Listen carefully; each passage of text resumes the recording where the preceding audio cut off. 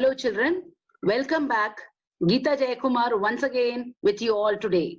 Hope all of you are keeping fine and healthy. Just a recap for you.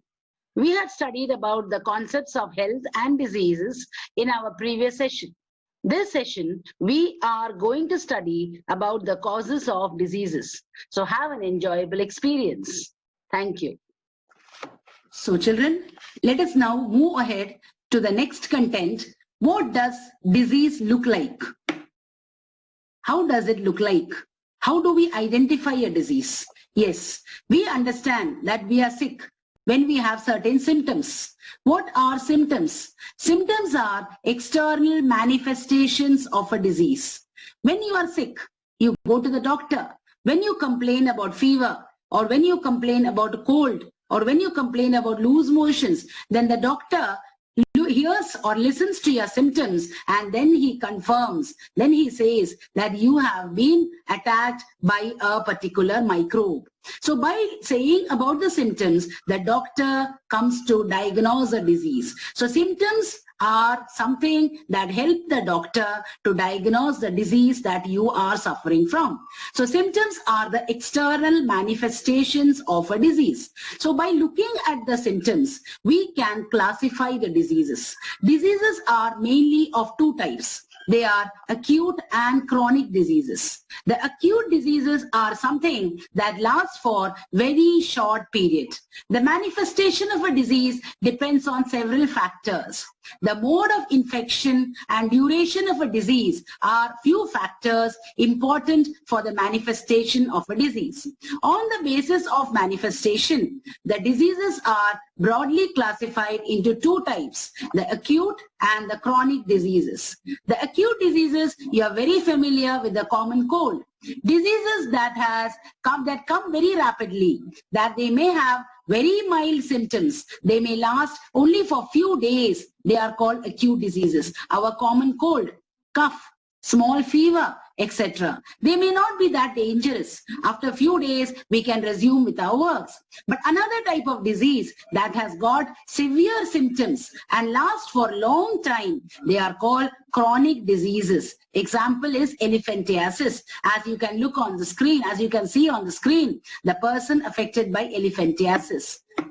So there are two types of diseases. They are acute diseases and chronic diseases. Acute diseases last for a very short period of time. Example, common cold, cough, fever, etc. Other ailments or diseases that last for a long period of time or even a lifetime, they are called chronic diseases. Example, as I have shown you, elephantiasis, which is common in many parts of India. Now we go over to our next topic, that is chronic diseases and poor health. Let us learn about chronic diseases and poor health. As I told you, chronic diseases are something that may affect you for a longer period of time. The acute and chronic diseases have different effects on our health. An acute disease which lasts for a short time will not have time to cause major effect on general health. Whereas a chronic disease that lasts for a long time will cause much damage to our health. Let me explain. As for example, think about a cough or a cold, which all of us have from time to time. Most of us become better and we start resuming our duties. We go to the school, we go to the offices, but we do not lose weight, we do not become short of breath, we do not feel tired. Within a few days of cough or cold, we regain back our normal health. That is because it is an acute disease. But just imagine a disease like tuberculosis, which is a disease of the lungs. And because of tuberculosis, you might have been ill for many, many years. After such a disease, that is called a chronic disease, after such a disease, your health is suffering. You are becoming very tired, your body weight is lost, you are short of breath, you can't resume your activities, you can't go to school, you can't go out for your work, and as a result, your general health is affected. So the major difference between an acute and a chronic disease is that acute disease does not affect your general health, but the chronic disease has got a long-standing effect on the general health. So I hope the differences between the acute and chronic diseases are clear to you. It's very important from your examination point of view as well. Thank you. So we move over to our next topic, that is the different levels of cause of diseases. As you can see on the screen, there is a small child. Let's say his name is Chintu. He is suffering from some mild problem. What is this problem? He is suffering from loose motions. Let us just see. Chintu is there, seen on the screen. He is taken to the doctor. His mother is taking him to the doctor. Mother says that he is found to have loose motions. Now, what is the cause of this loose motion? Doctor finds out. Doctor tries to find out by asking his mother. The reasons might be many. Loose motions, as you know, children, it is something that you get from water. What are the problems that the child is going through? Let us see the causes why he got this particular disease. Now, loose motion means passing loose watery toilet. It is always a reason, it is a disease that is caused due to water or due to some microbes present in the drinking water. So the child has got it because, as you can see on the screen, the child has got a habit of drinking dirty water.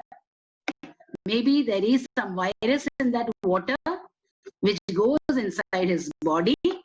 He is affected due to that virus and he gets loose motion. So what do you find? That what is the causative agent or what has caused that loose motion? It is the virus. So the virus is a microorganism that has caused that particular problem in that child. Now we go over to the next reason. Why did the child get affected by this problem? Why? Why is a big question. Why? Because that virus is there in that area. Why? Again, because the water in that area is dirty.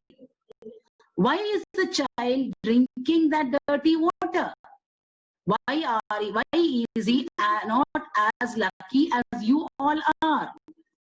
That is because the child is coming from a background of poverty. His parents cannot afford to give him clean drinking water. So poverty is another reason why he has got that disease, that is loose motion. So why is he poor? Now the question that can be asked is, why is he poor? Because his parents maybe are unemployed. They don't have money to satisfy the needs of the family or to satisfy the needs of the child. So there again, another cause is coming. What is the other cause? That is unemployment and poverty. So these are all indirect causes that is causing a disease. That is, virus is of course a direct cause or immediate cause, but then other causes like dirty water, poverty or unemployment, dirty drinking water in that area, bad public services, all these are interconnected causes or they are contributory causes. Only the virus is a first level cause, that is called the immediate cause. The other causes are all contributory causes. Contributory causes need not cause any direct problem. When the contributory causes affect or cause the immediate cause, at that time only it results into a disease. Just because dirty water is there in that area or just because the parents are poor, the child need not get loose motion. But this particular child got loose motion because due to the dirty water in that area, the virus got inside the body of the child and the child got sick. So now I hope you understand the difference between the two causes. There are two causes that are responsible for a disease. They are immediate cause and contributory causes. Immediate cause means the disease that is caused by some microbe. Some microbe is an immediate cause, but contributory causes are the indirect causes. There are plenty of children in our country who are suffering because of these causes. Is that clear? I hope it is clear to all of you. Apart from this, there is another type of cause called the genetic cause. Due to genetic differences also, the children may get diseases.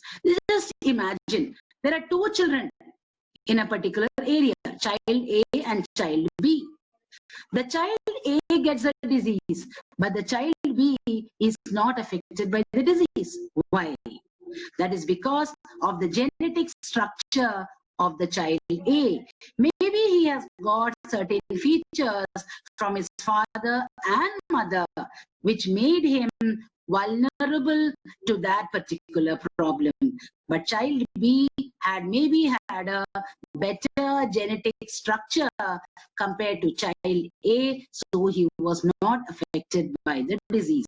So what I want to say is that it is not necessary that all of us get affected by the same type of disease. Apart from all the immediate and contributory causes, there are some other causes, that is the genetic causes, which also determine whether we are going to be sick or not. What do you mean by genetic differences? Genetic differences means the set of genes that you get separately from your parents. That means your father and mother. Definitely, our genetic structure is not the same. Your genetic structure and your friend's genetic structure will not be similar. That is the reason why both of you, even though you might be consuming the same type of food, but it is not necessary that both of you have to be affected by the same disease. I hope that point is also clear to you. Genetic difference is a difference due to the fact that we come from different lineage. Lineage means from different set of parents. So that is also another difference that may cause diseases. So with that, three different causes are there: immediate cause, contributory cause, and genetic causes. Okay.